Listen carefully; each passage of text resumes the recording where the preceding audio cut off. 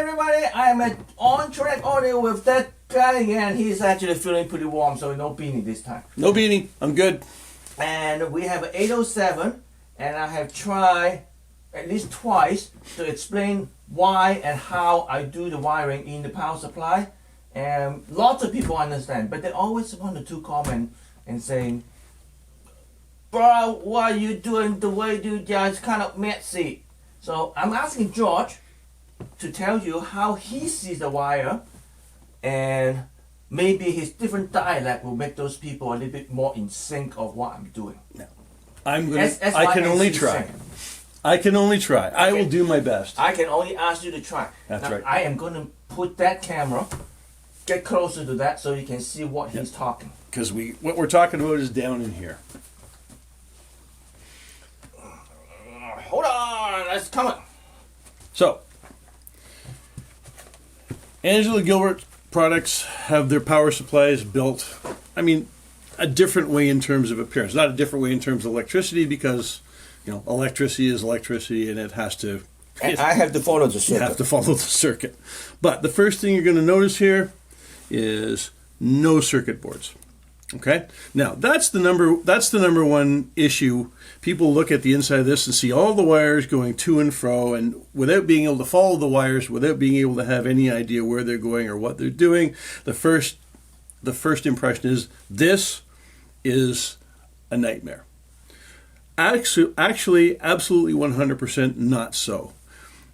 All these wires have to replace the circuit board traces that most people put in their power supplies. Now, why are we using wire instead of a circuit board trace? Well, it's really there's a couple of very simple reasons. The first one is that a round wire transmits and transfers way more energy than a circuit board. Circuit board traces are very, very, very, very thin.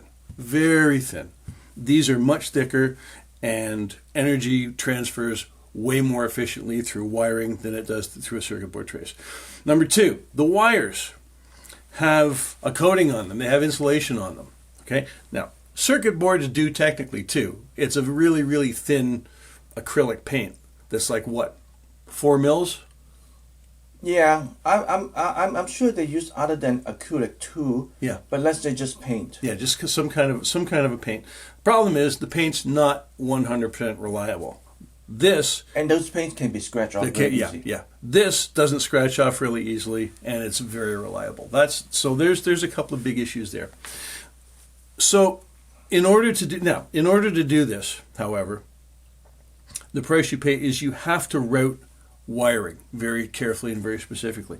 And the real issues with the wiring are that you want no stress on it, and you want no hard turns, no 90-degree bends, no 180-degree bends, nothing really acute like that. You just want things to go round, nice, easy curve, so that we don't have any stress here, no stress on the solder joint, no stress on the wire not wanting to pull itself one way or the other. Okay, so that's a big issue.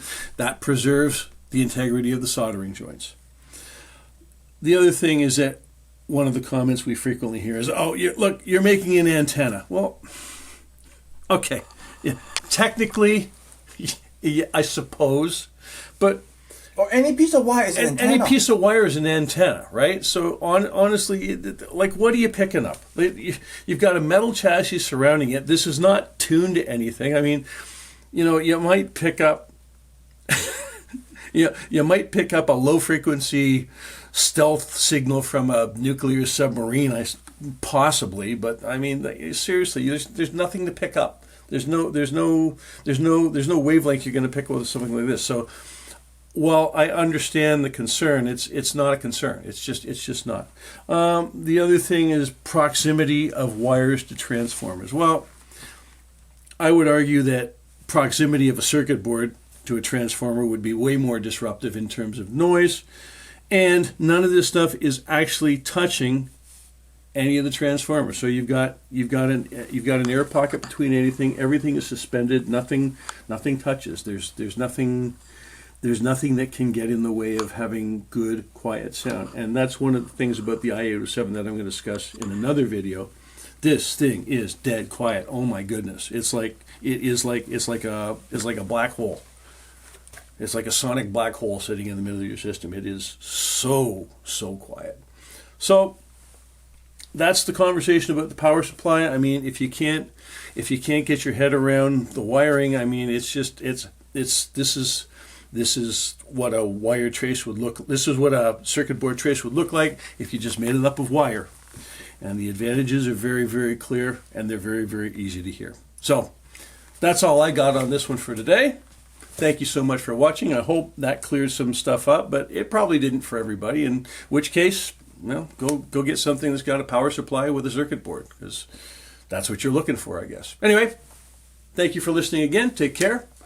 Talk to you soon. See you soon. Come and have a listen. Check things out. Uh-oh, glasses. Bye. Bye-bye.